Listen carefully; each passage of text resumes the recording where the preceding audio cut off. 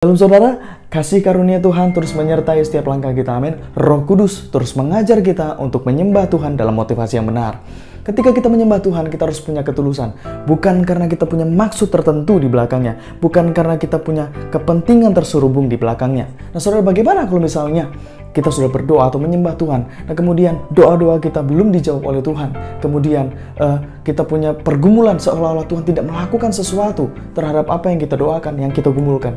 Nah saudara, Alkitab mengatakan dalam Yesaya pasal 55, rancanganku bukan rancanganmu, jalanku bukan jalanmu, seperti tingginya langit dari bumi, demikianlah tingginya jalanku daripada jalanmu. Tuhan memiliki rencana yang baik untuk kita. Terkadang apa yang menjadi harapan kita bukan itu yang menjadi jalan Tuhan. Yang kita tahu, rancangan Tuhan pasti rancangan yang mendatangkan damai sejahtera. Haleluya. Memang kita sudah mendengar kisah mengenai Paulus dan Silas ketika mereka di penjara, mereka menyembah Tuhan, Tuhan kerjakan mujizat. Ketika Yosafat berperang, Tuhan berperang ganti mereka. Ketika tembok Yeriko diruntuhkan, itu semua terjadi ketika mereka menyembah Tuhan. Tuhan mengadakan mujizat. Lalu saudara, bagaimana kalau misalnya kita sudah menyembah Tuhan, kemudian kita mengharapkan sesuatu yang terjadi, tapi sepertinya Tuhan tidak melakukan apa-apa, sepertinya keadaan tidak berubah. Apakah saudara ingat kisah di dalam Daniel pasal yang ketiga? Sadrak, Mesak, Abednego. Mereka diperhadapkan dengan sebuah peraturan di mana mereka dipaksa untuk menyembah patung yang didirikan oleh raja. Kalau ada orang yang tidak mau menyembah patung itu sebagai dewa, maka orang itu akan dilemparkan ke dalam perapian yang menyala-nyala. Nah, kita melihat di dalam Daniel pasal 3 ayat 17 dan ke-18, mereka membuat keputusan yang luar biasa. Kita tahu mereka adalah orang-orang yang menyembah kepada Tuhan. Mereka setia untuk menyembah Tuhan karena mereka mengenal Tuhan mereka. Di dalam Daniel pasal 3 ayat 17 dan 18 dikatakan bahwa jika Allah kami yang kami puja sanggup melepaskan kami, maka ia akan melepaskan kami dari perapian yang menyala-nyala itu dan daripada tanganmu ya Raja. Tetapi seandainya tidak, saya ulangi, tetapi seandainya tidak, mereka mengatakan seperti itu. Bukan berarti mereka ragu, tapi artinya adalah, maksudnya adalah ketika Tuhan tolong, aku sembah Tuhan. Ketika Tuhan gak tolong pada situasi itu pun, aku tetap menyembah Tuhan. Ketahuilah hai Raja, aku tidak akan menyembah dewa-dewa dan aku tidak akan menyembah patung emas yang kau dirikan itu. Ini sebuah keputusan yang lahir karena iman mereka kepada Tuhan, yang lahir karena pengenalan mereka akan Tuhan. Memang kemudian kita tahu di akhir cerita ini, Tuhan mengerjakan mujizat.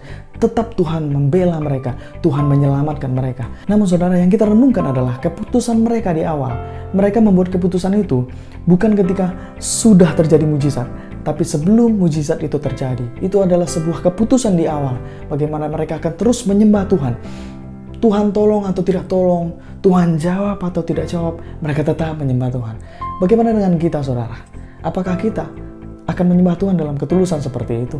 Atau kita punya motivasi terselubung di balik itu semuanya? Kalau Tuhan melakukan mujizat, aku akan tetap menyembahnya. Kira-kira Tuhan lakukan mujizat nggak ya? Kalau Tuhan nggak lakukan mujizat, kayaknya percuma saja aku menyembah Tuhan. Kalau kita punya motivasi penyembahan kepada Tuhan seperti itu, maka ada yang salah dengan pengenalan kita kepada Tuhan. Haleluya. Nah saudara, sembahlah Tuhan apa adanya. Sembahlah Tuhan karena siapa Dia. Ketika kita mengenal Dia, apalagi ketika kita mengerti apa yang sudah Dia lakukan bagi kita di atas kayu salib. Nah saudara, tidak ada alasan untuk tidak menyembah Tuhan. Jadi saudara, sembahlah Tuhan apa adanya. Sembahlah Tuhan dengan tulus. Bukan karena ada kepentingan terselubung di belakangnya. Sembahlah Tuhan karena siapa Dia. Sembahlah ketika doamu dijawab. Sembahlah ketika doamu mungkin belum dijawab. Sembahlah ketika yang terjadi tidak sesuai dengan ekspektasimu. Karena kita tahu Tuhan sedang melakukan rencana yang besar. Tuhan sedang merancangkan sesuatu yang besar daripada apa yang kita pikirkan dan doakan. Sembahlah Dia karena Dia layak disembah. Sembahlah Dia karena Dia harus disembah, karena Dia adalah Tuhan kita, karena Dia adalah juru selamat kita, karena Dia adalah sang kasih karunia dan Dia adalah juru selamatmu. Haleluya.